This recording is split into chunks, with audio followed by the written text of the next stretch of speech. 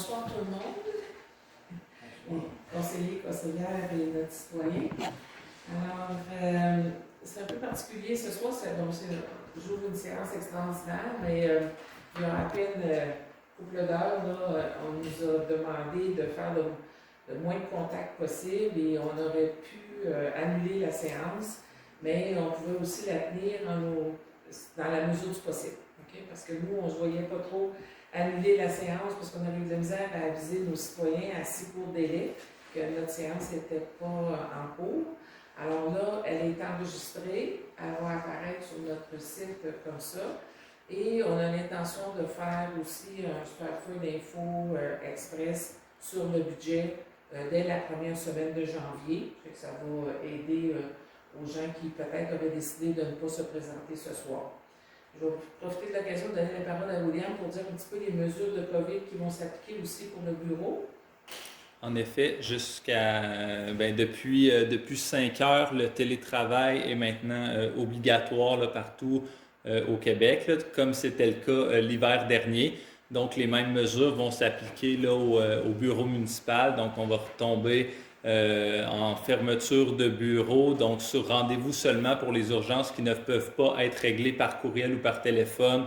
Il va y avoir moyen de prendre rendez-vous. Sinon, on favorise vraiment là, les discussions à distance.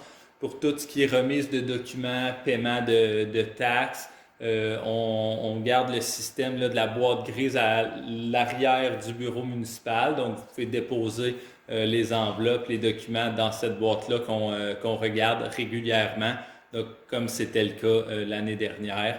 Puis là, présentement, le gouvernement parle jusqu'au 10 janvier. On va vous tenir au courant là, de l'évolution là, selon les consignes qu'on va recevoir là, en temps et lieu.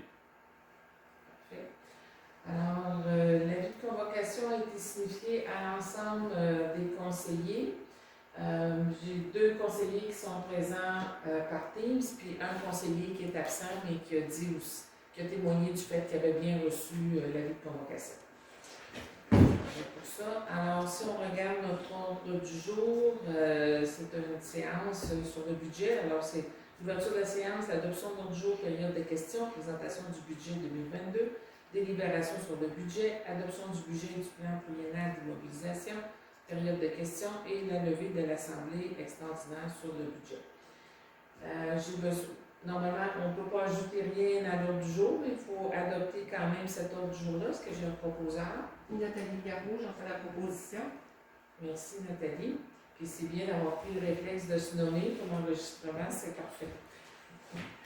Alors, on serait rendu à la période de questions. Alors, à la dernière séance, nous avions eu une question qui portait sur les règlements d'emprunt, à savoir qu'est-ce qu'on avait comme règlement d'emprunt. Alors, je vais donner la parole à William, puis on a une présentation de tableau. Oui, donc comme vous le voyez à l'écran, là on vient recenser l'ensemble des règlements d'emprunt là, des derniers temps. Donc ceux qui restent un capital à payer et il y en a aussi un là, qu'on a récemment terminé de payer, là, que j'ai quand même indiqué là, à titre comparatif. Puis on voit également les 2 règlements d'emprunt qui sont en cours d'approbation de développement. Donc, qu'il n'y a pas de capital qui a été emprunté pour l'instant, mais qui ne saurait tarder pour la rue Elgin et des Cèdres et selon là, l'approbation découlant du règlement pour le centre multifonctionnel, on verra là, à ce moment-là. Donc, ce qui fait un total de capital restant là, pour les règlements qui sont en train d'être remboursés d'un peu plus de 1,3 million sur 2, 4, 6, 7 règlements d'emprunt avec des durées variables là, de 15 à 20 ans là, pour la plupart. On remarque également la répartition de paiement entre l'ensemble des citoyens où certains règlements d'emprunt sont par secteur. Donc, on parle entre autres de tout ce qui touche l'aqueduc, qui est ciblé au secteur du village à 94,5% ou 95% selon le règlement. Puis, il y a le règlement sur le pavage du chemin Elmer, qui est aussi un emprunt de secteur là, qui concerne seulement les résidents de ce chemin-là. Les autres règlements, là, donc les camions de pompiers, la rue du Parc, l'excavatrice, c'est tous des emprunts qui concernent l'ensemble des citoyens là, donc qui sont payés par l'ensemble. On remarque aussi dans les informations qu'il y a des subventions qui sont associées à certains règlements d'emprunt. Dans les nouveaux règlements, donc le centre multifonctionnel, il y a des demandes de subventions qui sont en cours, donc on n'a pas les confirmations à ce jour.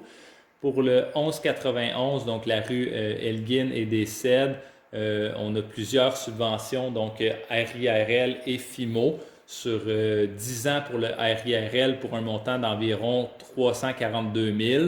Pour le FIMO, on a une subvention sur 20 ans d'environ 390 000 et on a une subvention unique, donc qui va être déposée en une seule année d'environ 390 000 également.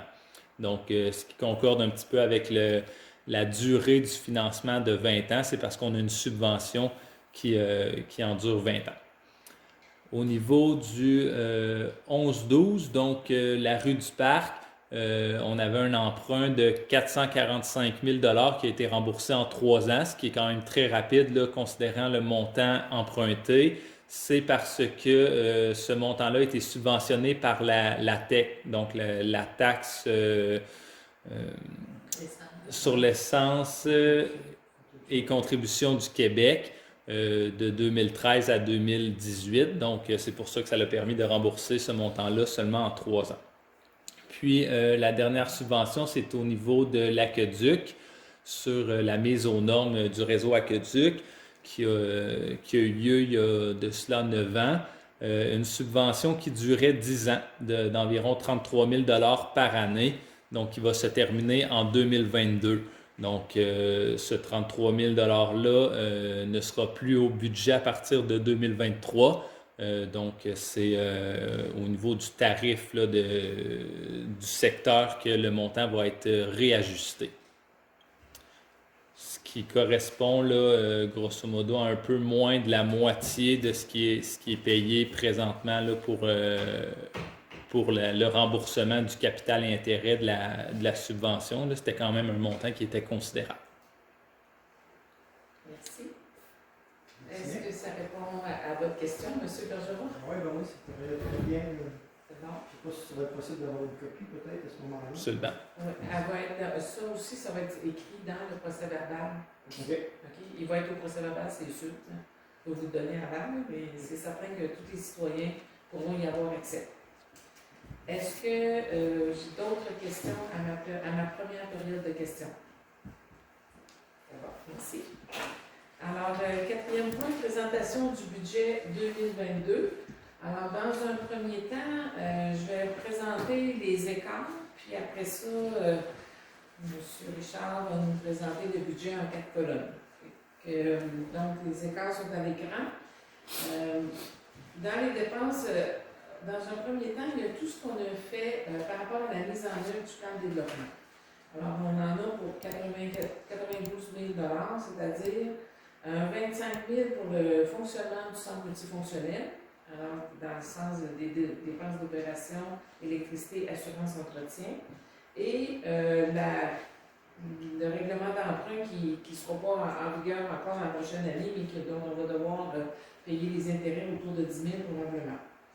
Dans le cadre aussi de l'axe tourisme, le parc du lac Elmer a demandé, la société de gestion du parc du lac Elmer a demandé un appui à l'embauche d'un ou d'une coordonnateur-coordonnatrice. C'est un montant qui est non récurrent. Le but de ça, c'est de pouvoir permettre au parc de parce que là, c'est les bénévoles qui font et la coordination et la recherche de financement. Là, c'est de permettre aux bénévoles de se concentrer sur la recherche de financement, puis de permettre que les opérations puissent être faites par quelqu'un et de faire en sorte que ça puisse aussi peut-être rapporter davantage s'il y a quelqu'un qui s'occupe vraiment des opérations. Rénovation Québec, 30 000 $, ça c'est les incitatifs que le dernier conseil a voté pour la réno résidentielle. En soi, on a une entente avec l'Association des Société la d'habitation Société du Québec. Qu'est-ce qu'on a fait? Société d'habitation du Québec. Alors, eux, ils mettent 30 000, si nous, on met 30 000, donc c'est un partage. Donc, ça sera proposé aux citoyens au début du printemps. Et dans les bourses de finissants, dans l'axe réussite éducative, on donnait 1 000 on a ajouté un 2 000 pour faire 3 000 de bourse aux finissants. Alors ça, c'est tout dans le contexte du plan de développement. En sécurité incendie, on a un 70 000 de plus. Bon, d'abord, le budget de la régie 2022, qui lui a une augmentation de 9 000 due à l'ajustement des salaires et l'embauche d'un préventionniste pour les 5 municipalités qui sont membres de la régie. L'assurance de la caserne, l'année passée, on ne l'avait pas mis au budget, puis en fait, il faut que ce soit nous qui assurions la caserne, donc on a 11 000 là. Et une immobilisation pour un camion incendie de 50 000 Notre but avec ça, c'est de dire, on a un camion qui peut être dû demain matin. On a un camion qui a beaucoup d'âge, on essaie de le garder en forme le plus possible, mais on peut penser que d'ici 3 ans, on va devoir le remplacer. Et pour diminuer un peu notre grandeur de prêt dans 3 ans, si on peut en mettre un peu de côté maintenant, ce serait préférable. Alors donc, c'est à ce titre-là qu'on a mis 50 000. Au niveau des matières résiduelles, toutes matières confondues, là, que ce soit déchets, recyclage, compostage, au total, dans ce budget-là, c'est 12 000 de plus, à peu près 3 Je vous dirais que c'est à peu près le taux de la différence du taux sur le transport. Immobilisation près rue Elville et Décès. Alors là, c'est la première année qui va apparaître dans notre budget, fait que c'est un 20 000 d'intérêt cette année. Au niveau de la rémunération, c'est pour un total d'ajustement à peu près de 57 000 donc 22 500 qui vient l'indexation de la progression des salaires des employés pour un 2,7 l'indexation des salaires des élus à 2 pour 1 500 et quelques montants non récurrents. Alors, la formation d'un deuxième préposé à l'eau, parce que dans le fond, c'est pour permettre aussi, quand notre préposé à l'eau est en vacances, en maladie ou absent, alors ça serait bien d'en avoir un deuxième pour sécuriser notre fonctionnement. Et il y a aussi notre inspecteur municipal nous a signifié son intention, à tout le moins verbal à ce moment-ci, de prendre sa retraite au courant de l'année. Alors, comme il a à peu près près de 30 ans de fait ici, c'est donc peut-être normal de présenter une transition pour être certain de passer les dossiers d'un à l'autre, puis tout le bagage qui est dans le bureau. Alors, on a mis une transition de 25 000 avec une formation urbaniste de 2 000 aussi pour le nouveau probablement, et une formation en sécurité civile pour mettre à jour les processus de sécurité, autant pour les membres du comité de coordination de sécurité civile que pour les conseillers municipaux, là, parce que on a des nouveaux conseillers, donc il faut aussi faire la formation des nouveaux conseillers par rapport à notre fonctionnement de sécurité civile dans notre plan de mesures d'urgence. Affectation pour élections futures, on a mis moins 15 000, c'est parce que cette année, c'était l'année des élections, il y avait 20 000 au budget. Donc, on ne met pas 20 000, mais la loi nous oblige à répartir sur 4 ans ce qu'on pense être la dépense des élections. Donc, on a remis un 5 000 au budget, c'est pour ça que ça fait moins 15. Les services externes, la Sûreté du Québec, une augmentation de 5,7 pour 12 000 et nos cotes-parts à la MRC, on a une augmentation de 9 sur le total pour un 15 863 Il faut savoir là, que souvent, la cote-part MRC, elle est basée sur notre RFU. Notre Richesse foncière uniformisée. Notre richesse foncière uniformisée et la nôtre augmente. Donc, c'est sûr que notre cote-part augmente en conséquence. C'est la base de distribution de ça. Les autres ajustements pour 52 500, coût d'opération de l'aqueduc et égout, 7 000 4 000 pour un plan d'entretien. Là, on commence à prendre le dessus sur notre façon de faire dans l'aqueduc pour arriver à. On a fait faire par Aquatec un vrai plan d'entretien qui va nous empêcher que nos affaires se brisent ou s'usent prématurément. Et un 3 000 qui va à l'égout pour augmentation du sulfate ferrique.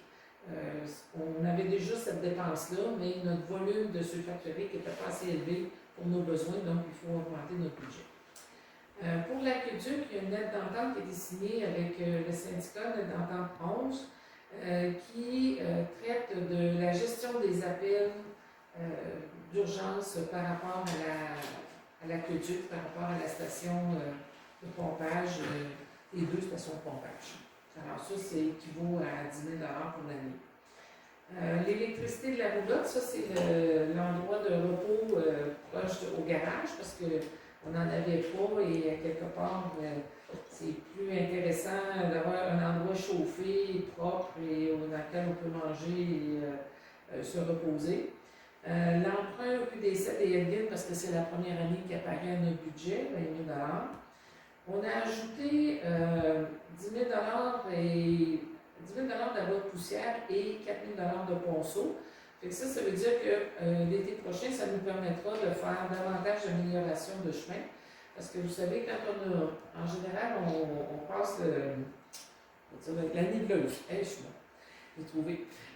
On passe la niveleuse au printemps et puis après ça, on met la poussière puis on fait l'été. Mais là, si on veut refaire des chemins, quand on repasse la niveleuse, on relève la poussière. Hein? Fait que, donc, c'est pour ça là, que si on veut être capable de repasser la niveleuse à certains endroits, il vaut mieux ajouter de la poussière.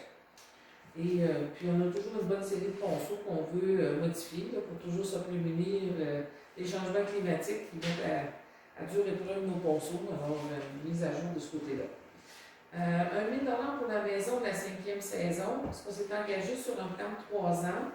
Pour aider les subventions de la 5e saison. L'année passée, on a mis 1 000 $, mais ça s'est fait en cours d'année, qui n'était pas au budget. Cette année, on le sait, on s'est engagé pour 3 ans, donc il est au budget. L'entretien et réparation de bâtiments municipaux, c'est 75 000 $ dans les dépenses, mais tantôt, on va le voir aussi dans les subventions, parce qu'on a un montant à recevoir de cet ordre-là. Comme c'est une entrée puis une sortie, on ne l'a pas intégré là, dans le total de nos dépenses ou dans le total de nos revenus. Alors, tout ça pour expliquer 316 363 $ de nos dépenses sur un total de dépenses d'opération qui a été augmenté de 341 918 pour un total de 14,1 % si on regarde ça par rapport au budget 2021. Et si on le regarde par rapport à l'estimé 2021, c'est-à-dire au réel de 2021, c'est 11,8 %. Il faut voir que dans ce montant-là, il y a un bon volet qui vient. Tu dis quelque chose? Non. Oui. Tu vas juste, j'imagine qu'il va falloir changer le.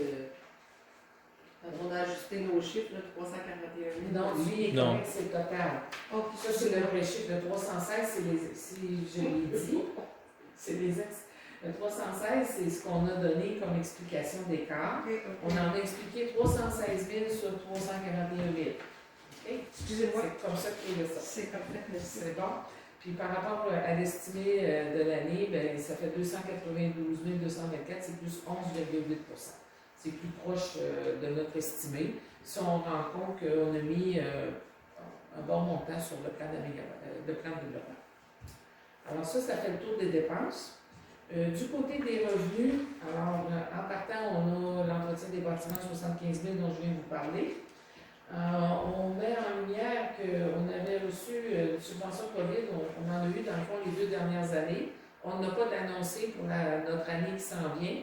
Il faut penser à quelque part que c'est un revenu de moins parce que ça nous a aidé vraiment dans la gestion de tout ce qu'il y avait comme mesure de COVID. Au niveau de l'ajustement des tarifs, grosso modo, ça fait 82 225 qu'on va chercher comme revenu. Alors, 5 411 sur l'aqueduc, les services incendies, 36 209, donc toujours en se rappelant qu'il y en a une partie qui est prise dans la taxe foncière, 55 %, puis l'autre partie est prise dans les tarifs spécifiques. La voirie d'été pour un 38 312. La cueillette, transport et matière organique, 9 000. Et dans le transport récupération, c'est moins 6 717 parce qu'on a une compensation de Recycle Québec qui a augmenté. On a mieux fait encore cette année avec Recycle Québec, fait qu'on a encore un montant qui vient qui est plus élevé. Pour balancer le budget, on a pris dans le surplus affecté. Alors, bon, je ne sais pas si vous vous en rappelez, mais quand il y a eu la présentation du bilan financier là, estimé pour l'année 2021, l'estimation du surplus était d'environ 200 000. Donc, on va chercher sur ce 200 000-là un 92 500 pour des dépenses qui sont non récurrentes, que j'ai nommées tantôt, organismes, formation et GPLA, et l'équivalent de 1 sou dans le milin pour d'autres dépenses qui sont au budget, pour nous éviter de monter plus le milin que ce qu'on l'a monté. Là. Alors, on en prend une partie dans notre surplus. La hausse des valeurs foncières, alors de l'année passée à cette année, on a une hausse de 19 937 000 sur nos valeurs. Alors, ça nous fait 85 750. Et on a ajusté les droits de mutation d'une valeur de 18 750 parce que on en reçoit plus que ce qu'on programme au budget, mais ça fait plusieurs années que c'est plus haut, on le monte tranquillement parce qu'on ne sait jamais trop ça va avec les transactions. Alors, est-ce que les transactions diminueront ou pas? Alors, on pense qu'on a monté ça d'une manière assez sage, disons. Et l'augmentation de la taxe foncière, alors dans le contexte pour balancer le budget, il faut passer la taxe foncière de 43 sous du milin à 46 sous, donc une augmentation de 3 sous. Pour un total d'explication de revenus de plus de 337 225. Si on résume un peu ce que je viens de dire, alors, on a une hausse de tarifs qui est nécessaire pour financer le paiement de coûts de gestion des appels d'alarme du réseau de l'aqueduc, 10 000. Le paiement d'une partie de la hausse des coûts des services incendie, 9 000. Le paiement de 45 d'une réserve pour l'achat d'un camion incendie, 22 500. Le paiement d'une amélioration des services de voirie de 15 000 à Bas-Roussel et Ponceau. Du côté de la taxe foncière, nécessaire de financer le paiement d'une partie de la hausse des coûts des services d'incendie, 11 000. 55 de réserve pour l'achat du camion incendie, 27 500. Le paiement d'une augmentation de service de la SQ, 12 000. La mise en œuvre du plan de développement, 90 000. Le paiement de l'emprunt pour la réfection des rues des Cèdres et Eldin, 20 000. Là, si vous regardez ça très très proche, là, vous avez ça plus proche de 0,5 sous que de 0,3 qu'on a augmenté. Il faut vous passer, on a pris 1 dans le surplus, puis le reste, on l'a ajusté. Là, on a gratté un peu partout dans le budget pour arriver à convenir de ça. Et ça montre vraiment les différences de plus qu'il y a au budget. Alors ça fait le tour des notes. Donc on serait rendu à la présentation 4 colonnes. Oui. Frédéric? Oui. Richard Picard. Bon. Le budget 2022 de la municipalité de Strasbourg. On commence sur facile, oui? Oui. La taxe foncière, on passe d'un revenu de 2021 à 1 227 000, au budget 2022 à 1 405 000. Les services municipaux tarifs, on passe d'1 700 000 à 1 95 000. Transfert, subvention, aide COVID, recycle, etc. On passe de 129 653 à 152 000. Services rendus, on passe de 4 000 à 3 800, sauf photocopie, etc. Imposition des lois de mutation et permis, 123 000 en 2021. 2022, ce sera 146 000. Intérêts et autres revenus, on passe de 26 000 à 23 500. Autres revenus, on passe de 4 600 à 80 600. Sont trois camps, vous voudrez intervenir? Ça, c'est le 75 000. C'est le 75 000. C'est 75 000 qui rentre et qui ressort là, pour entretien et réparation du bâtiment. C'est là qui est codé. Okay. Ensuite de ça, la suite des revenus, nous affectons le surplus à 92 500 par rapport à 20 000 en 2021. Et puis l'excédent de l'année aide COVID, ben là, ça tombe à zéro, c'était 33 734 l'an passé. Tout ça pour un total des revenus de 3 046 000 pour l'année 2022. Ensuite, on va passer aux dépenses. On commence avec conseil municipal. On passe de 109 000 à 121 314. Administration générale de 472 000 à 467 000.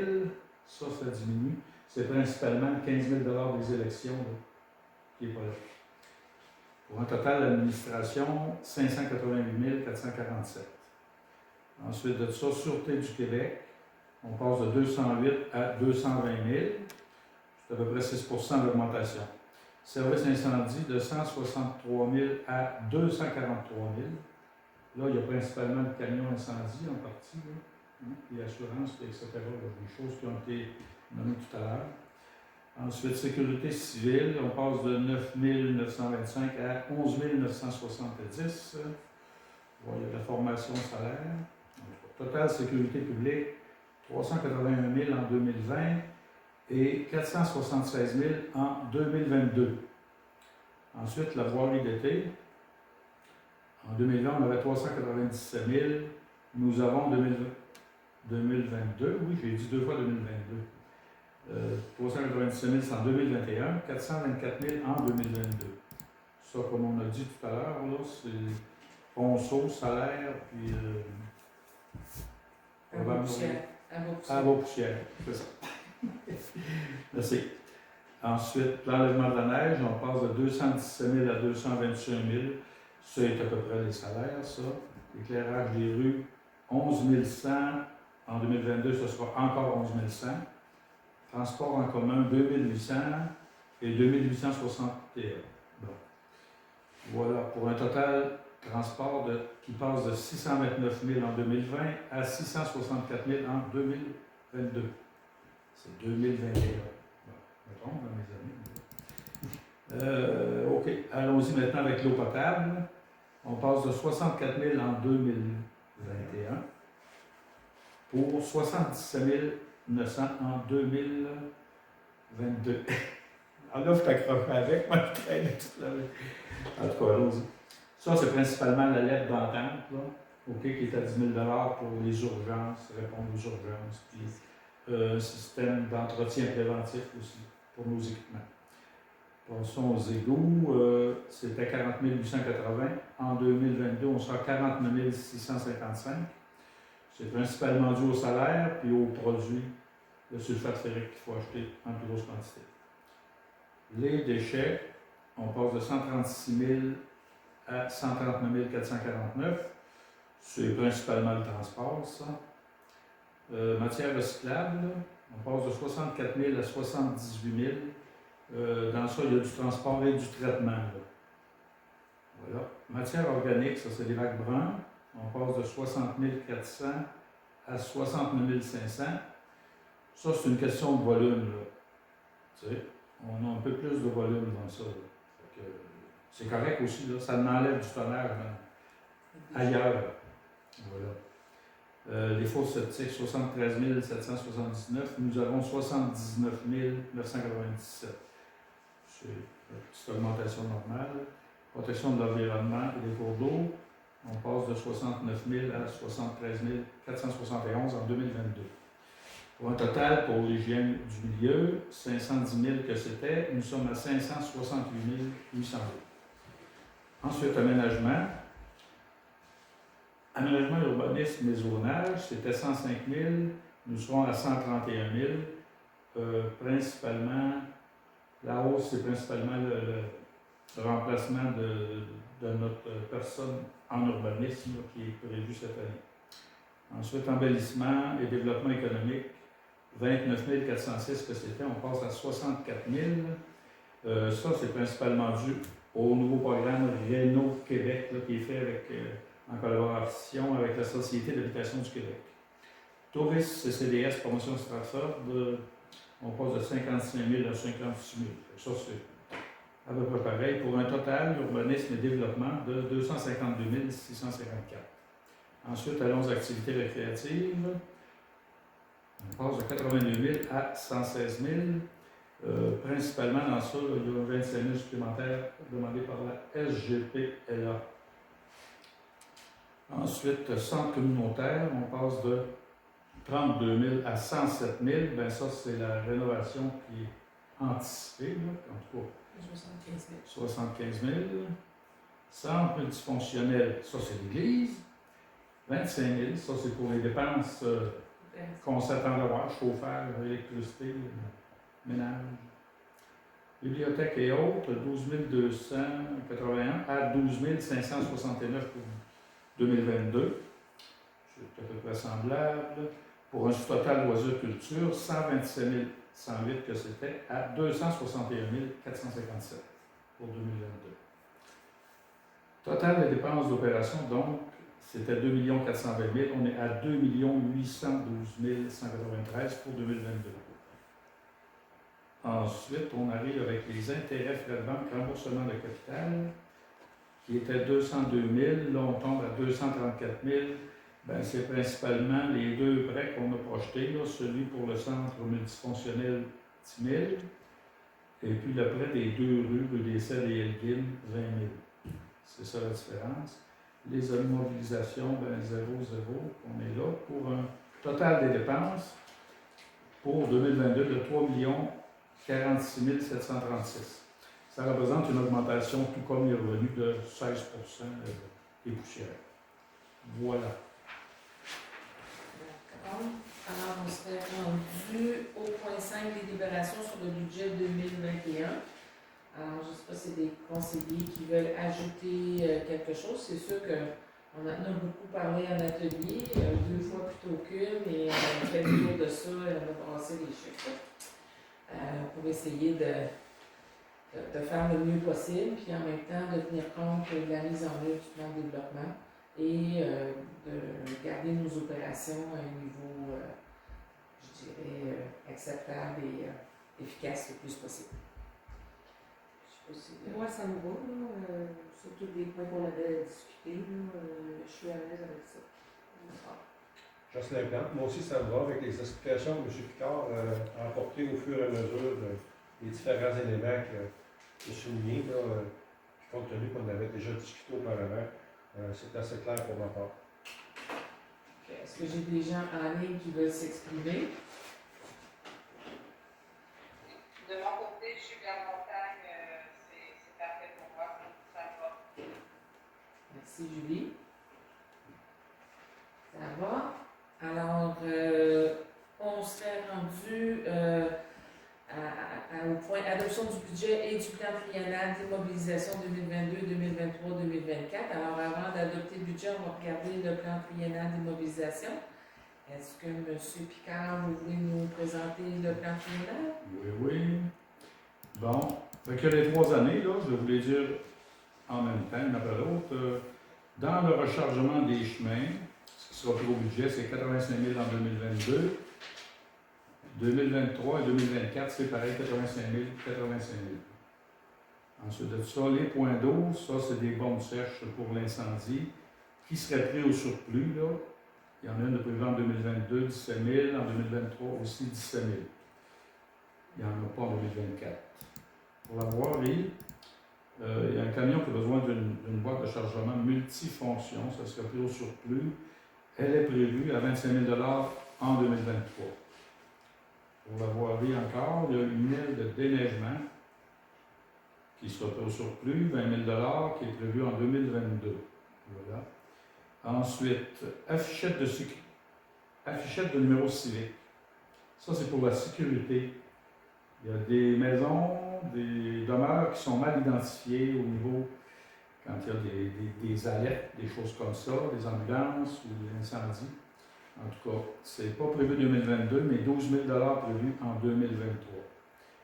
Ensuite, il y a le parc du Lac-Elmer, la teinture du revêtement pour extérieur, ça, un grand besoin. Ce serait plus au surplus en 2022, 11 500 10 000. Oui. Une ligne au-dessus. Hein? 10 000. Oh, pardon. C'est vrai, 10 000. Teinture du revêtement, c'est 10 000 ensuite, ça c'est pour la municipalité. Matériel informatique, c'est un serveur, 11 500 en 2022. Ensuite, camion incendie, Ça, il n'y a rien en 2022 ni 2023, on croise les doigts. On l'a mis en 2024, là, 500 000. Là, on a un camion qu'on commence à provisionner. Le prêt sera moins élevé, là, possiblement, mais en tout cas, c'est ça. Fait qu'on a un total là, d'immobilisation pour 2022 de 155 000, 2023 127 000, 2024 585 000. Fait qu'il y a une partie de ces dépenses-là qui est inscrite au budget, là, puis d'autres qui ne le sont pas, qui sont payées au surplus ou par emprunt. Voilà. Est-ce que j'ai besoin de les mettre, de les nommer, de les dire? Ces totaux-là, non? Petite remarque aussi, autre dépense qui est non récurrente, en tout cas, qu'on pourrait prévoir en 2024, on l'espère. En tout cas, la réserve est là, c'est 50 000 pour le vidange des égouts septiques. Là, les surplus du secteur ont réussi à accumuler ça. Service d'égout. Voilà. Pour le plan triennal. Donc, il nous reste à le proposer. Est-ce que des questions, est-ce que oui. les conseillers ont des questions sur le plan d'immobilisation ou si ça vous convient comme il est présenté? Nathalie Garot, ça me convient tel que présenté. Nous, on en avait discuté en atelier, alors je suis à l'aise avec ça. Jocelyn Plante, ça me convient tel que présenté. Ouais. Parfait. Puis je vois des hochements de tête en ligne, là, ça fait que Bon, tant que ne me trompe pas trop de lignes. Hein? c'est bien correct. Alors donc, Bon, ben, Richard Picard, je propose d'accepter notre budget 2022 ainsi que le plan triennal d'immobilisation 2022-23-24. parfait. Ça convient à tout le monde? Oui. C'est parfait. Alors, nous sommes rendus à la période de questions.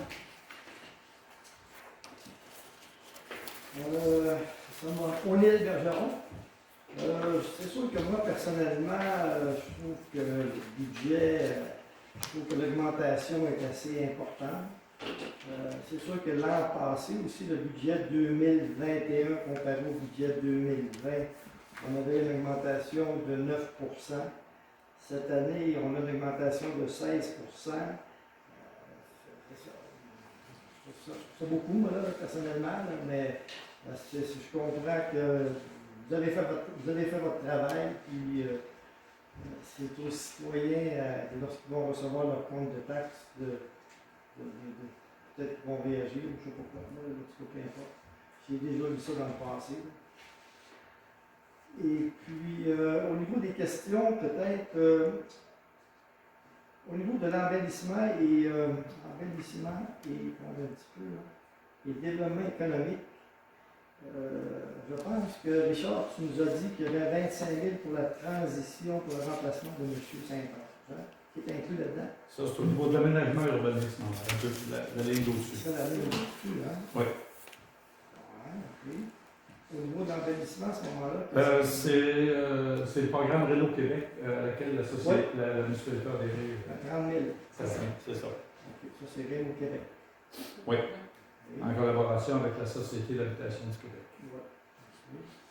Et puis au niveau du centre communautaire, on a 75 000 de plus que au budget 2021 comparé au budget 2022. Vous avez peut-être dans vos explications, là, mais C'est correct, mais on va peut-être prendre. juste, mais On reçoit une subvention de 75 000 qui est écrite là, dans les revenus. Ouais. Ok. Dans les revenus, là, Autres à revenus. autres revenus. Ok. OK. Ça, Et ça puis nous- là, ben, les dépenses sont à centre communautaire. Sinon, si vous additionnez par rapport au passé le 32 210 plus 75 000, vous voyez que les dépenses du centre communautaire sont évaluées à peu près au même niveau. C'est simplement le 75 000 qui est assez lourd. je comprends ça, c'est beau. Est-ce que vous, au niveau de la protection de l'environnement et des cours d'eau, on a 73 000 là, ça inclut quoi ça, ce montant-là? Veux-tu y aller, William, pour les taux? Oui, je peux l'ouvrir. Ça,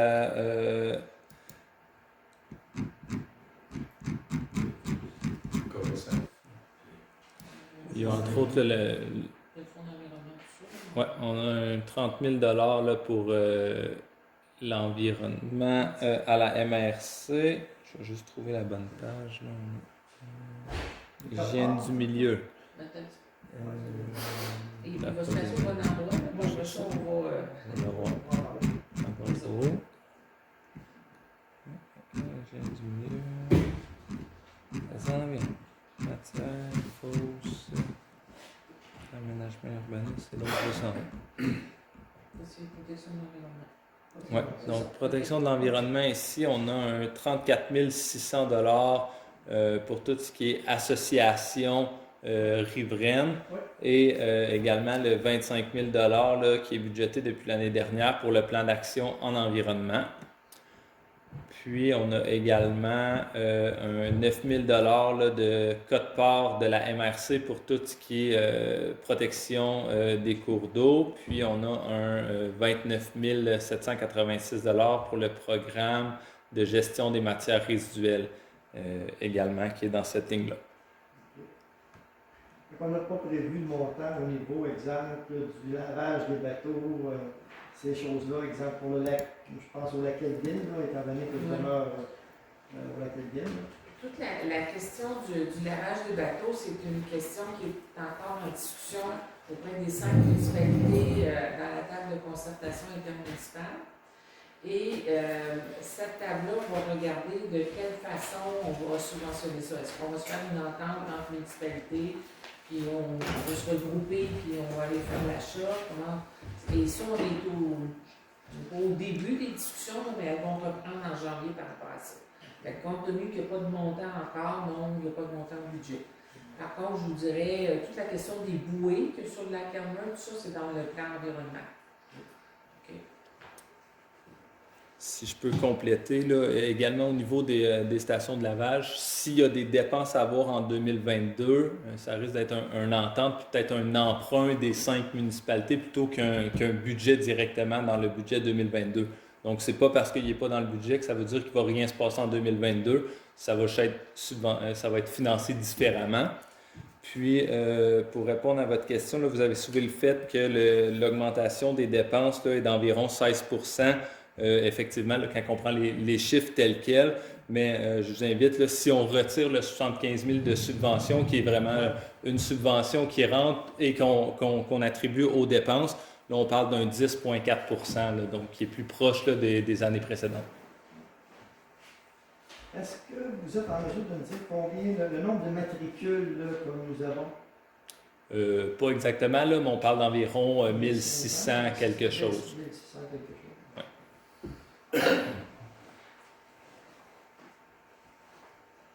Et puis, notre richesse foncière pour 2022, c'est 302 millions. Présentement, c'est ça, mais elle augmente tout le temps. Donc, mais oui, dans cet ordre de grandeur-là. Le budget, dans le fond, on a conçu le budget avec une richesse foncière de 302 millions. Oui.